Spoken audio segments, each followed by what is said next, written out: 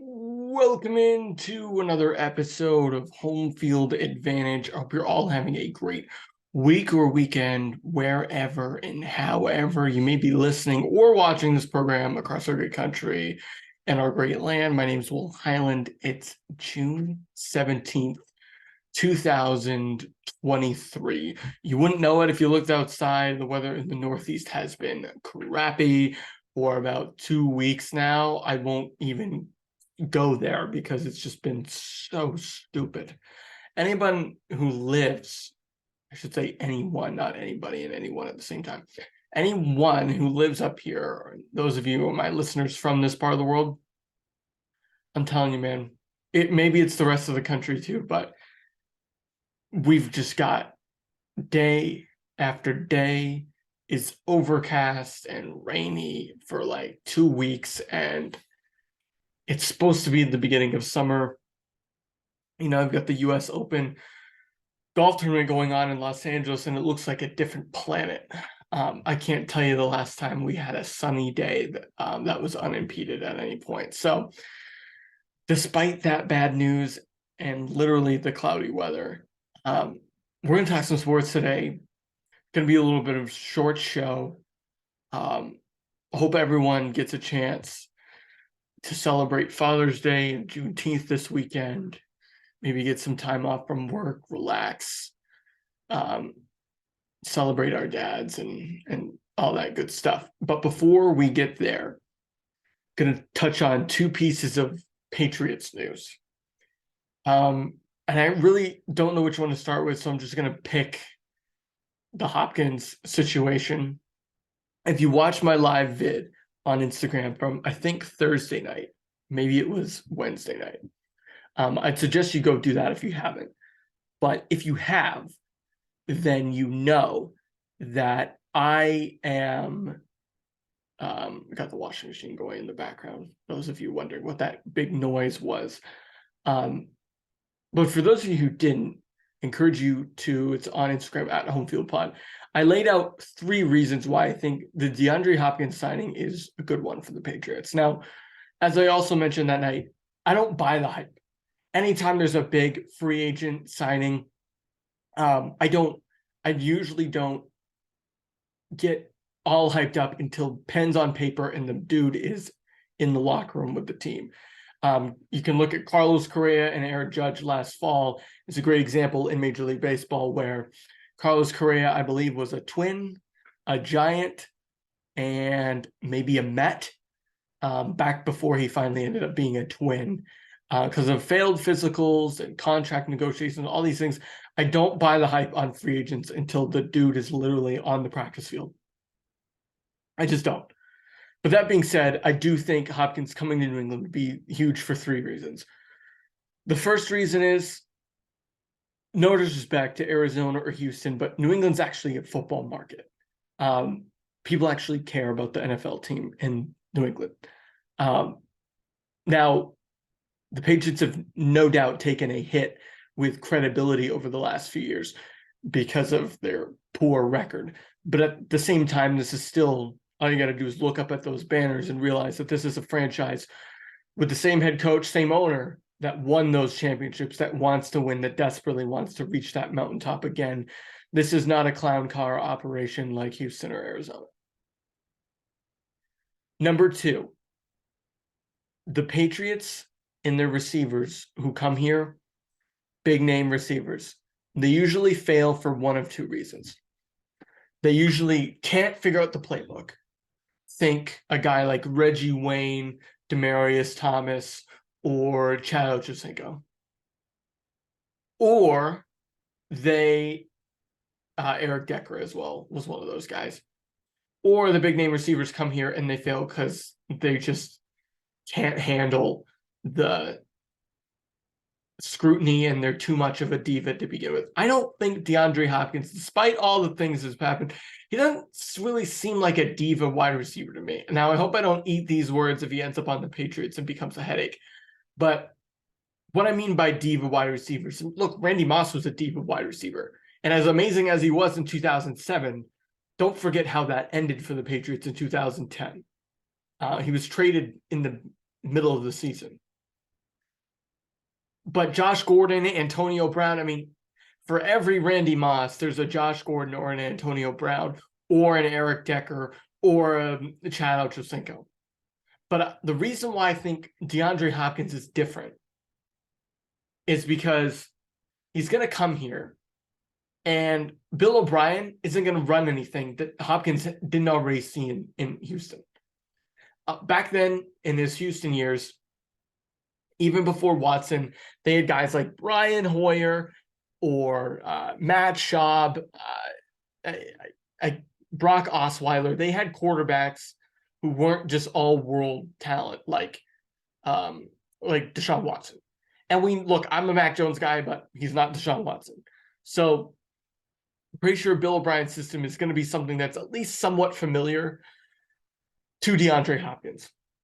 In addition, the third point being that if he comes here, he's not a one-man show. DeAndre Hopkins isn't going to show up in New England and immediately have to be a focal point and the only guy out there.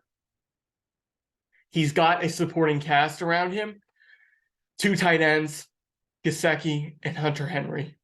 Got a good above-average running back, Ramondre Stevenson. You've got Juju Smith-Schuster and Devontae Parker on the roster right now, both with something to prove.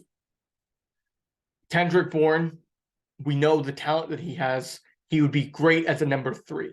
The thing is, last year, the year before, you ended up with a guy like Kendrick Bourne essentially being probably your 1 or your 2 receiver because Nelson Aguilar was essentially in witness protection. But you've got Tyquan Thornton, who not a lot of people talk about. A lot of folks, though, under the radar in Pats Nation think he could break out. We'll see what happens with him. But if you just think about that, you're getting rid of Nelson Aguilar and Jacoby Myers and possibly replacing them with Juju Smith-Schuster and DeAndre Hopkins. That's a significant upgrade. Significant upgrade over last year. Jacoby Myers was our number 1 receiver and he was max security blanket, but with all due respect, I don't think he would have started anywhere higher than 3 on any other team in the AFC East. So that's why I think it would work is number 1, he's coming to a market that wants him to be here, that wants to succeed, that wants to invest in the offense. Number 2, he's not a diva wide receiver, to my knowledge. He's going to be able to learn the playbook. That separates him from some of the other wide receiver projects that have failed. And number 3, he won't be a one-man show. And so I think it would be a great signing for the Patriots. Low risk. Is he the same DeAndre Hopkins that we saw in 2016, 17, 18, 19? No. He's no longer the best receiver in the league as he was during that time period. But he is a player who, when given the tools, is a tremendous asset and a player that, when given the opportunity, when given the tools, not having to be the only guy in town, he could ball out. He could ball out for the Patriots. But even if he doesn't ball out, he's still better than Nelson Aguilar could give me. Let me just reiterate that one more time. Nelson Aguilar was a net negative for the Patriots. Fumbles McGee, couldn't hold on to the ball, wasn't targeted, barely used. I think he might have had 1 or 2 touchdowns his entire Patriots career. One of them was this awkward one in Pittsburgh last year when he was wide open anyway. So at the very least, he's an upgrade over Nelson Aguilar, much like Juju is an upgrade, in my opinion, slightly over Jacoby Myers. So I think the Patriots, if they get another receiver like Juju, who has something to prove, like DeAndre Hopkins does, that could be a good recipe for New England. All right, second piece of Patriots news. Jack Jones arrested at Logan Airport for possession of 2 firearms. Now, I'm not going to pretend to be an expert on the situation. It happened last night. But I will tell you, this is indicative of what I've harped on for decades. maybe not decades because I'm not that old, but for years. It seems like a decade at this point since I really started commenting on sports. Is there's so many players who don't make it to the NFL, who aren't good enough to make it to the NFL, who aren't even good enough to play Division I college, who would love the opportunity that Jack Jones has to be given a second chance 3 or 4 times. This isn't the first time Jack Jones has done something stupid. It is the first time he did something this illegal. But I go back to what I said a couple of years ago about the general manager of the Mets, who got in trouble for sexting an intern or something like that. So many people want these jobs. So many people want these opportunities. And yet it seems like a lot of the people that get them, maybe not the majority, but a good amount of them, do stupid things. Look no further than John Morant or the kid from Alabama who brought a gun to his friend so that his friend could go shoot somebody. Or, any stupid thing that happens. Guys who get DUIs. I mean, guys who have domestic violence, guys who get screwed up with sexual harassment. I mean, look at Deshaun Watson, for crying out loud. Dude's a national champion winner at Clemson, comes to the NFL, one of the best young players in the game, and he's an absolute liability for any organization PR-wise. Then you've got Jack Jones, great rookie season, randomly suspended at the end of it. Now he's got loaded guns at an airport. Like, can anybody be more of a moron? It's maddening to me. So just on a macro level, and look, I'm not going to prosecute all these cases and pretend to be like an expert in the law, but I'd like to think I'm an expert in common sense for the most part. I just don't understand where we're going. If we're Jack Jones, like, what are you doing, buddy? Like, why are you at the airport with loaded guns? Like, what are you trying to accomplish? That it's obviously a crime, especially a kid like him who's my age, who's grown up in a post 9/11 world. We know what we can and can't bring on an airplane, and unless you're trying to commit a crime, or it's some bizarre accident like you hear about, old guys who forget that they've got their knives in their pocket or whatever of their jacket. That's completely different. I mean, you don't accidentally show up with loaded guns in your suitcase. That's not an accident. So I just don't know what to think of Jack Jones. As far as the football perspective, look, I mean, the Patriots drafted that corner out of Oregon High, Christian Gonzalez. They've got some investments in the defensive side of the ball, so hopefully they can absorb the loss of a guy like Jack Jones, who was barely on the field with anyway last year, and when he was amazing. But it's hard to keep up with the Joneses on the Patriots, and Jack Jones, what the hell are you doing, buddy? I just don't know what to say. So that happened over the weekend. Last NFL related point, not for the Patriots per se, is there was this report, I believe it was from some guy from New York. He's like an ESPN personality from New York. I'm going to Google it real quick. But his report was that Aaron Rodgers vetoed a trade to the Patriots. Now, here we go. I'm picking it up here. Craig Carton, not ESPN. It's actually FS1. But Craig Carton from FS1 has a take that Aaron Rodgers vetoed a trade to the Patriots. I do not believe this. Now, let's get something straight when it comes to sports reporting. Let's say I'm a team. I'm interested in, let's see. Let me pick a good example. Okay, let's use a hockey example. Let's not use a football example. Let's say I'm the Bruins. All right. I'm drafting probably 20. Actually, I'm not drafting in the first round because you gave up your pick, but let's pretend they are. You're drafting in this month's draft or next month's draft. You're interested in drafting Connor Bedard. Do you have any chance of drafting Connor Bedard? Absolutely not. He's going to go number 1 overall to the Blackhawks.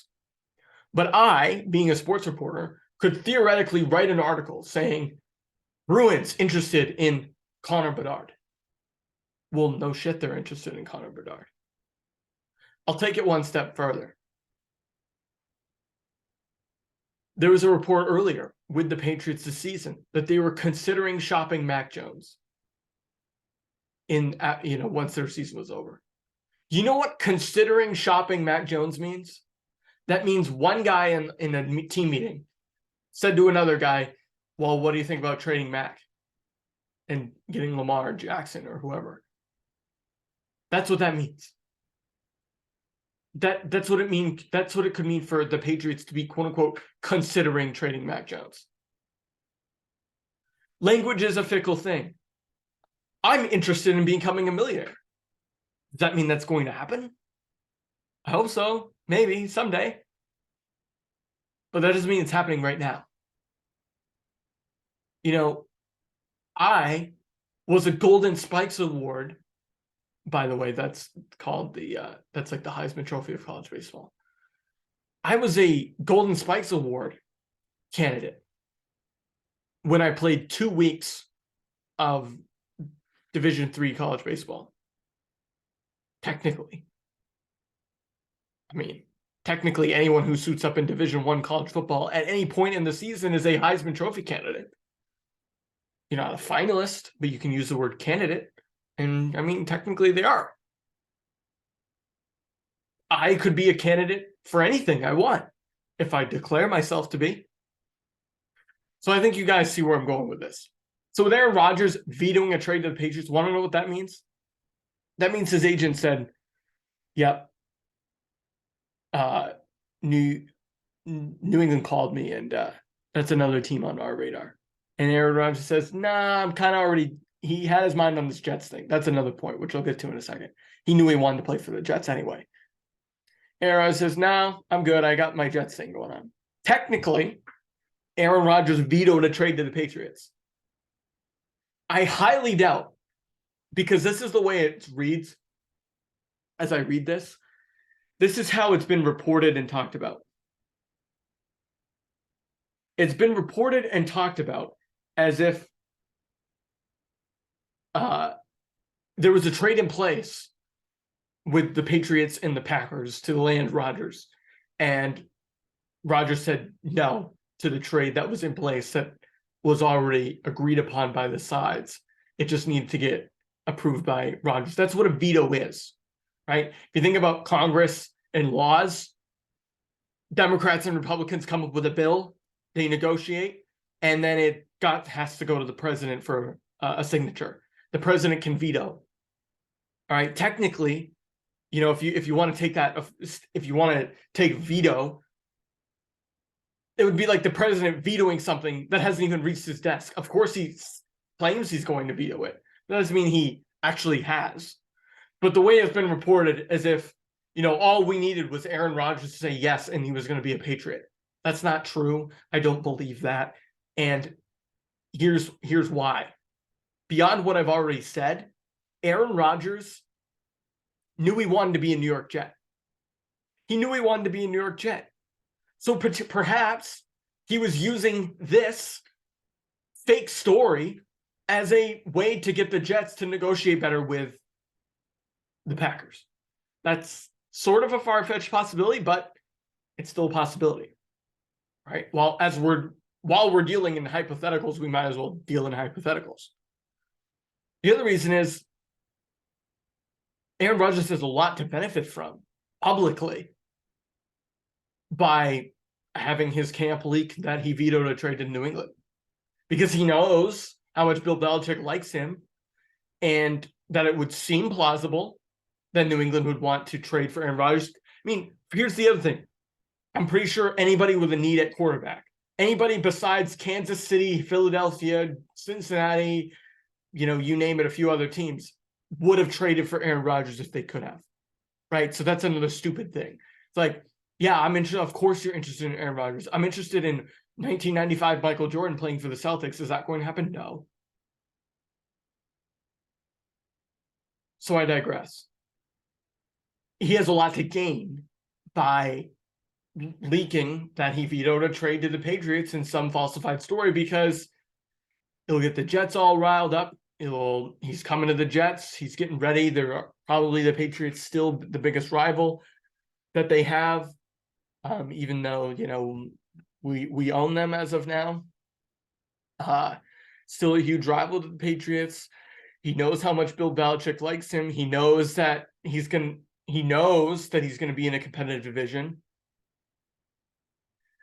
Trying to get in ahead of Mac Jones, who's already dealing with the potential of a quarterback competition with Bailey Zappi. So there's a lot that Aaron Rodgers benefits from, and that his camp benefits from, by pretending that he vetoed a trade to the Patriots. I don't believe it. This guy, this Craig Carton guy, I'm pretty sure he's from New York anyway, so he also has a lot to benefit from, because his listeners are going to eat it all up because they hate the Patriots.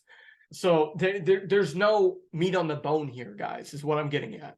It's a non-story. You want to know what it is? It's a kind of NFL story that gets released in June once the sports calendar becomes blank and there's nothing to talk about. You know, OTAs, minicamp, that's what's going on right now. That's the kind of thing that gets leaked, or, you know, the kind of story that gets made up this time of year when the NHL is over, NBA is over, baseball's kind of in the doldrums of their season a little bit for a second here before the All-Star break, and the NFL wants to be on the NFL's a 12-month news cycle, and this is the kind of thing that makes that happen. So I have zero confidence that this actually happened. All right, moving on here to another thing that was reported this week is Jen McCaffrey of The Athletic, great reporter. She tweeted out a quote from Alex Cora, manager of the Red Sox, about the ongoing, you know, Red Sox-Yankees rivalry, which is something we talked about recently with Nestor Cortez and whatnot. Nestor Cortez essentially saying that the rivalry has lost its juice, which, again, he's not wrong. It's not 2018. It's not 2013. It's not 2004, of course. But, you know, the second Nestor Cortez said that, you know, the Red Sox haven't been who they've been, and that's what's made the rivalry bad. Well, the Red Sox have won 3 out of the 4 games to 2 teams that have played against one another, including 15-5 last night. But again, I move on. Cora, I think, feels a similar way about the rivalry, which is interesting. Usually you would think that the manager of the team would have some sort of interest in the experience. But according to this quote from Jen McCaffrey, it says, quote, "I think it's too much sometimes. Back-to-back Sunday night games, with all due respect to ESPN, come on. There's other teams out there and people want to watch them." All right, Alex. I'm starting to get tired of Alex Cora, but that's a discussion for another day. For now, I'm going to talk about this. The other guy across in the other dugout was part of and has built his career on being the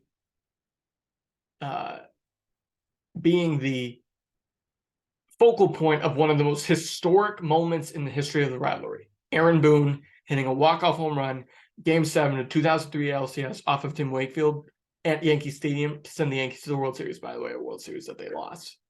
But he was a part of that. All right.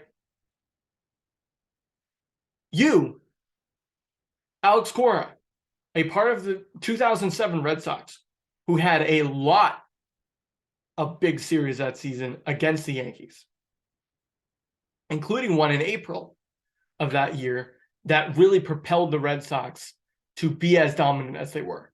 A series win in April 2007. Hideki Okajima came in, got a big hold. The team held on. They were wearing I believe they were wearing their green jerseys, if I'm not mistaken.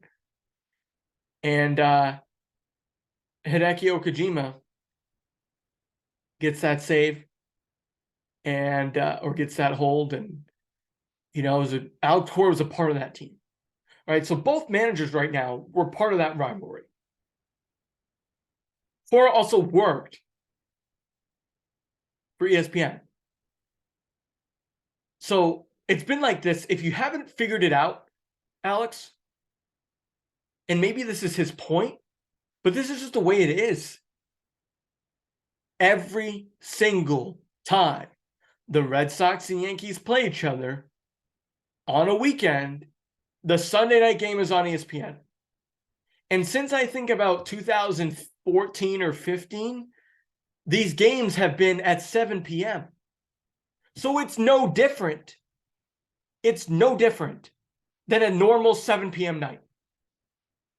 You're playing at night all through the week. Actually, you play more day games during the week now than you ever did. And he's bitching about back-to-back Sunday night games.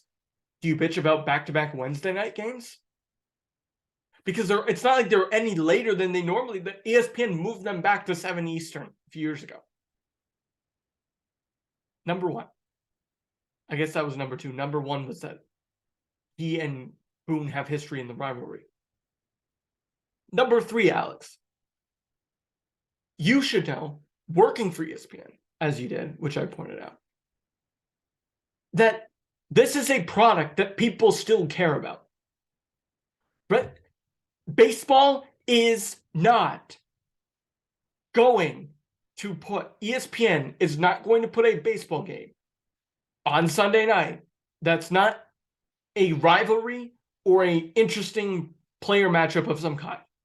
There's a reason why it's typically Cardinals, Cubs, Dodgers, Giants, Dodgers, Padres, Phillies, Mets, Nationals, Mets, Nationals, Phillies, Braves, Phillies, Red Sox, Yankees, Yankees, Phillies, Yankees, Yankees, Mets. They're not going to put the Twins and the Royals on Sunday Night Baseball. They're not going to do it. And you should know that. You work there. You understand it's a business. People still care about the Red Sox and the Yankees. And everyone else is complaining about the rosters are different. Of course, the rosters aren't as strong as they were even 2 years ago when the two teams met in the playoffs. We're not even 2 years, as I pointed out, removed from these two teams playing in a sudden death elimination game at Fenway. People are invested in this rivalry. We call it the biggest rivalry in sports. I'm sure if you go back far enough in Alex's career as a manager, let alone as a player, you'll find him talk about the Red Sox and Yankees rivalry and how fun it is. But to say there's other teams out there and people want to watch them, you should be worrying about people wanting to watch your team. Because if you're not playing the Yankees on Sunday Night Baseball, I can sure as hell promise you that there's a lot of casual Red Sox fans out there who aren't tuning in. So yeah, there might be a lot of other teams that they want to watch, Alex, but you should be more concerned about people wanting to watch your team. Because you guys have put on an unwatchable product for 3 or 4 years now. So spare me the whole, it's not fair bullshit. I get fired up about baseball. I'm not going to pretend that I don't. But to have the manager of your club, a club that is desperate to be relevant again, in the rivalry with the Yankees, as diluted as it may be at this point in time, is what is getting people interested. I watched the game last night. I hadn't watched a Red Sox game in 10 days. Usually I don't stay up that late. To be quite honest, I catch the highlights in the morning and I, read about it and look at the box score. But I'll stay up for Red Sox Yankees. It's about the fans, Alex. And I know he knows that. He's a smart guy. He is. I just don't get the back-to-back Sunday night games. I think it's too much. You play 162 games. What difference does it make if you're playing at 7:10 versus 4:10? Now you're going to play a doubleheader tomorrow, dude, because it rained out tonight. Is that going to be too much for you? It's unbelievable. Like it is really unbelievable how sad and how, I don't even know the word for it, like pathetic at some point some of these Red Sox takes are these days. Like, we're the Boston freaking Red Sox. I don't know how many times I have to say that on this program. When you want to get jazzed up, you get jazzed up for Red Sox Yankees on a Sunday night at Fenway in the middle of the summer, Father's Day. Does not get better than that in baseball. It does not. Red Sox Yankees, Fenway Park, teams are close to each other in the standings. Are they in first and second place? No, but they're still close to one another. Are there guys injured? Yes, but they're still competitive. Sunday Night Baseball at Fenway. Oh, there's other teams. Cool. Great. You know what baseball would love to have? The Diamondbacks and the Rockies live from Denver at 6 p.m. Mountain Time. Or 5 p.m. Mountain Time. That's what ESPN would love to do, actually. And maybe that's why, maybe that's why the sport is where it is because people like Alex Cora are still out there and still think this way. No. We have to, baseball to succeed has to buy into its history. It has to buy into its roots. It has to buy into the rivalries, to the nostalgia, to the ambiance. They have to do it. That's what makes them different. There's no ambiance at an NBA game until the last 5 minutes. Football games, it usually only gets loud when the team's in the red zone or it's third down. Baseball games, when it's Red Sox Yankees, when every pitch feels like life or death. The Red Sox, the Yankees, baseball need to lean into that. Because maybe Nestor Cortez is right after all. Maybe the rivalry hasn't lost its juice, but it's not. And if it's because of the Red Sox, as Cortez pondered, perhaps it's because of their manager. I like Alex Cora. Generally speaking, I'm starting to get tired of him, as I've mentioned. But my God, guys,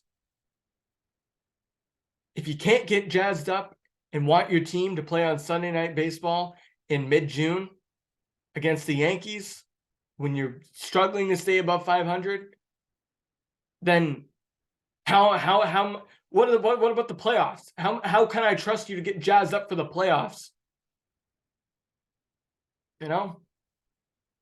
Or the stretch run, even.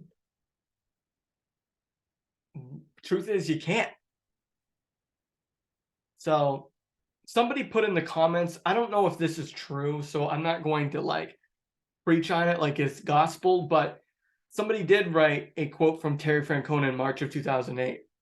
All right, this is still 4 years after, 3.5 years after the 2004 peak of the rivalry, but Corey, some guy named Corey, whose Twitter thing is @Onus607. So let's hope that this is true. I'm giving him a major shout out here.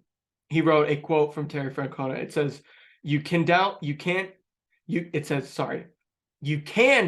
the New York stuff all you want, but you can't downplay it. It's real. It's great. He must have been addressing a reporter when he says you can downplay the New York stuff all you want. And then he must be saying, you can't downplay it. It's real. It's great. That's Terry Francona.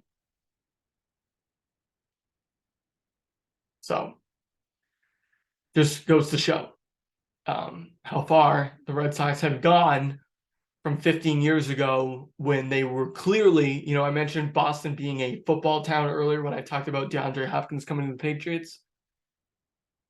15 years ago, it was a baseball town. We had people that cared. And Sunday Night Baseball was one of those outlets where people cared. And, Alex Cora should be less worried about having other teams get the chance to play on Sunday Night Baseball and more worried about how his team is going to go out there and win games consistently. So, too bad. All right, moving on. Last subject here, still on the baseball diamond. Saw a tweet earlier from a sports guy that his kids were at a tournament in Cooperstown. I saw in my Facebook memories this week that it's been 6 years since I was there. Great spot. It is in the middle of nowhere, but if you are a baseball fan, which I clearly am after the last segment, you have to go there. It's an unbelievable place. But it got me thinking about the Hall of Fame, because I was also writing, some baseball stuff earlier this week, and thinking about players who are and aren't in the Hall of Fame and whatever, and that's a whole topic for another show. But in terms of the next year's ballot, I ended up seeing a tweet from Fox Sports about some potential names that could land on the ballot next year. And I'm just going to go through each one of them and give them a yes or no on if I think they deserve to be in the Hall of Fame and if I think they'll get voted in. Now, I believe you have to appear on 75% of the ballots in order to be inducted. And I believe after you're on for a certain amount of years, if you don't get a percentage of the ballot of the ballots cast in your name, you drop off. But these guys will have some time to make up for that because they'll all be first-time candidates. The first guy on the list is Adrian Beltre. I'm a yes on Adrian Beltre. If I'm not mistaken, I think he has 2,000 hits. I'm actually going to Google that real quick because I'm not sure. Pretty sure Adrian Beltre has 2,000 hits. And, he was a guy who just the sheer longevity of his career, in my opinion, makes him worthy. He actually had 1,500 hits. Oh, excuse me. That was 1,500 runs. He actually has 3,000 hits. I was short selling him, for crying out loud. Okay, so he has 3,000 hits. In my opinion, 2,000 hits is a good barometer to be considered. 3,000 hits, I think you should be automatically in. Just speaking, with 3,000 hits, especially in this day and age. I mean, he played a big chunk of his career, in the 2010s, when the pitching really started to ascend to the level that it's at now, with velocity and everything. I think I'm a yes on Adrian Beltre. And I'm going off the cuff here, first of all, which is why I had the stats wrong. Joe Mauer, I'm a yes on Joe Mauer. Joe Mauer, I think, won a batting title 3 or 4 times. Another guy who I'm going to look up, I wouldn't be surprised if he also is close to 3,000 hits. Actually, he only has 2,100, which is interesting. He didn't have quite the longevity of Beltre, but he's the guy with over 1,000 runs, a career batting average of 300. I know people don't care about batting average anymore, but I do. 2,100 hits and a 55.2 WAR. Playing catcher in an American League that was very strong. Hometown kid, playing for the Twins too.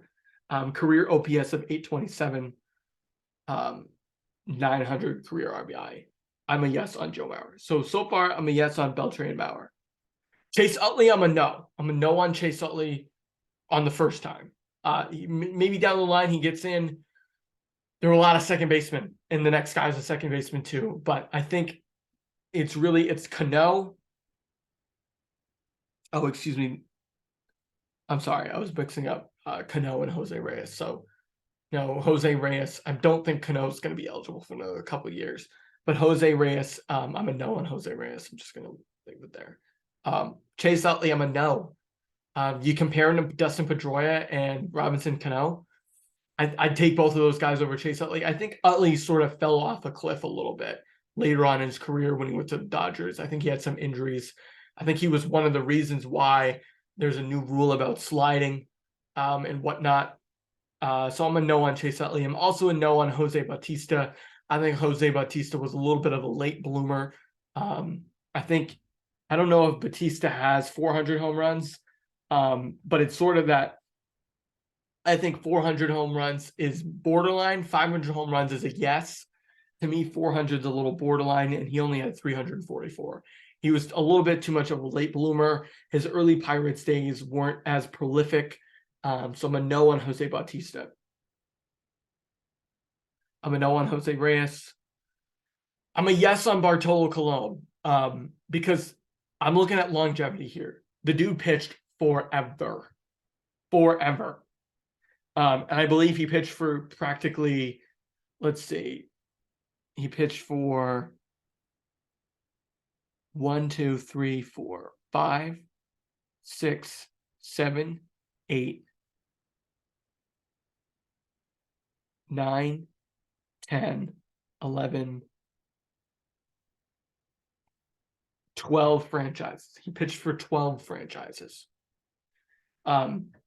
His career ERA is 4.12. That's a little bit high, slightly high, not too high. I mean, when you pitch as much as he did, I mean, we're talking about 3,461 and 2/3 innings pitched. That's an insane number. So maybe 4.12 is, I mean, I'm being a little bit harsh there. A 1.31 whip is a little high, but again, over this sample size of baseball, 247 wins.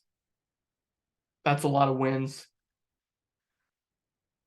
552 starts. I mean, 552 starts is unbelievable. And a career WAR of 46.2. I'm a yes on Bartolo Colon. All right. Next guy, Adrian Gonzalez. I'm a no. No longevity. I don't think he ever hit more than 45 home runs in a season. I don't want to quote myself on that, but I'm going to look it up real quick. But I'm a no on Adrian Gonzalez. He's just, to me, never really did anything that screams Hall of Fame worthy. He never hit over 40 home runs. He never had more than 120 RBI. He does have 2,000 hits, but barely. It's 2,050 hits. And as a first baseman in DH, I need a little bit more than that. Unlike Mauer, he only hit 287 over the course of his career. Only 317 career home runs. A ton of strikeouts. 1,401.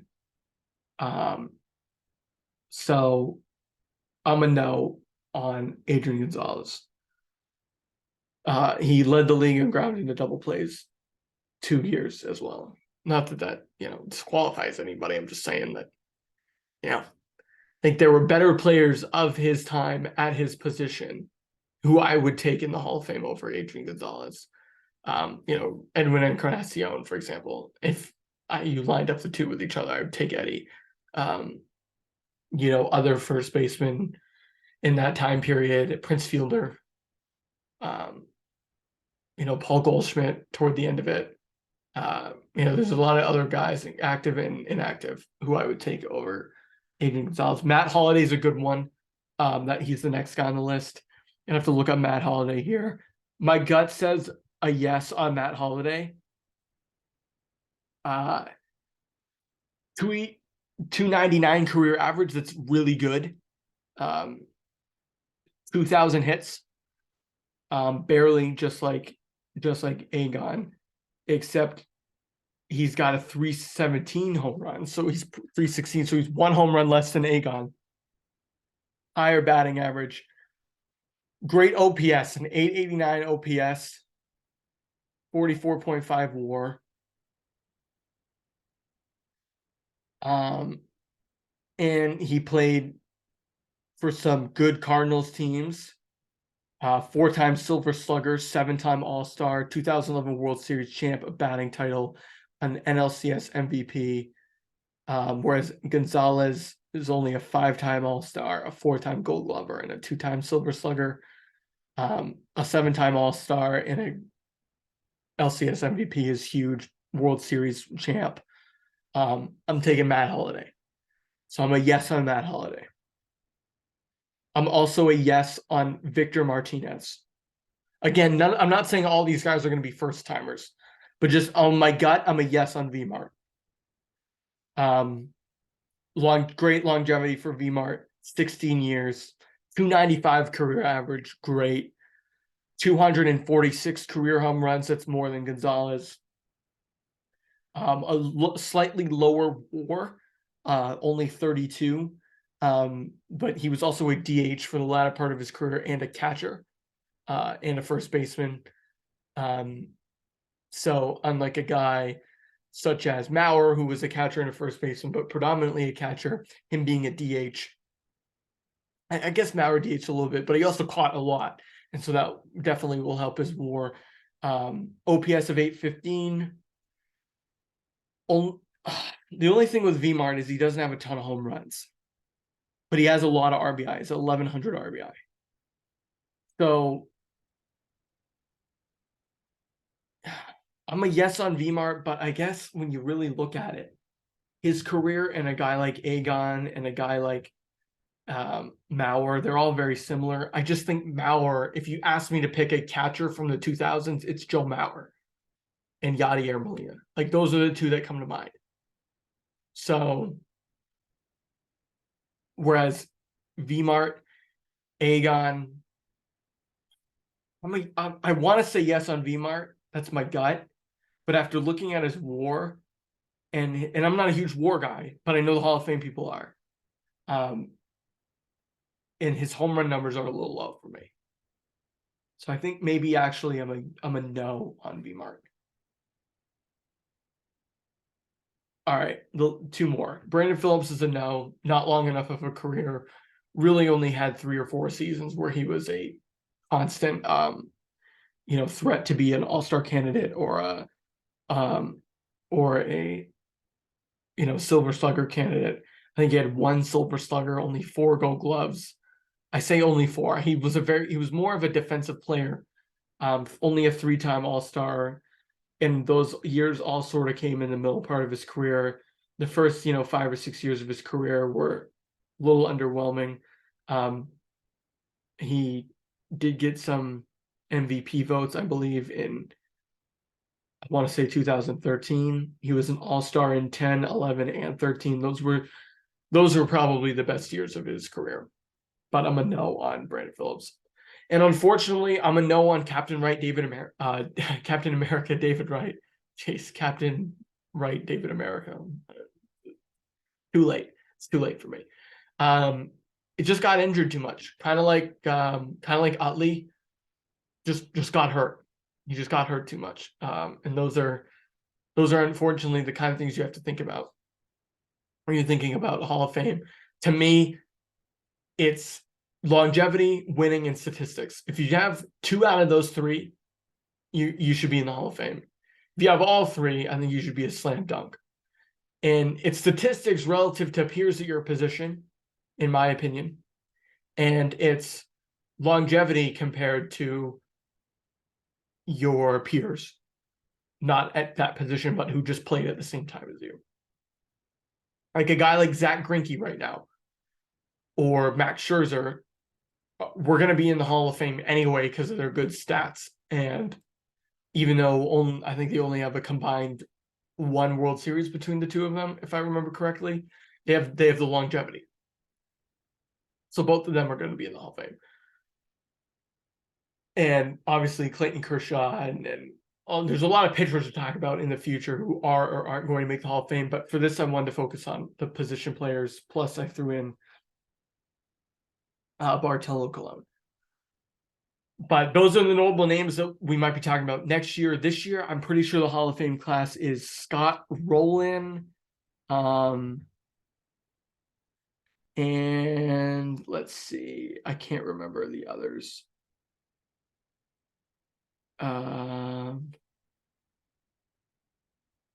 Scott Rowland is one of them. I just need to look.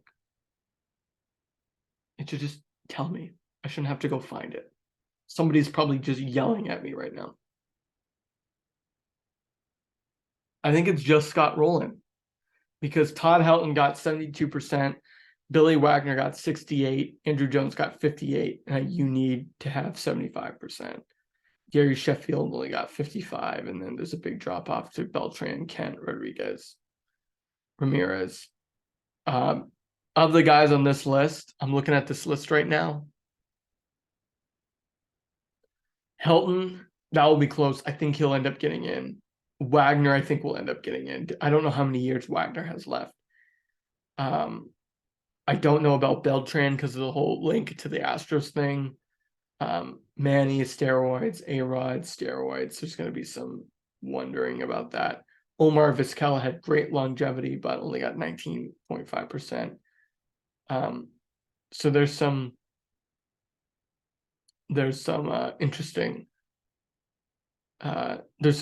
names here too. There's a lot of guys who just didn't get votes, which is kind of sad. I don't want to read off their names, but players receiving less than 5% will drop off future ballots.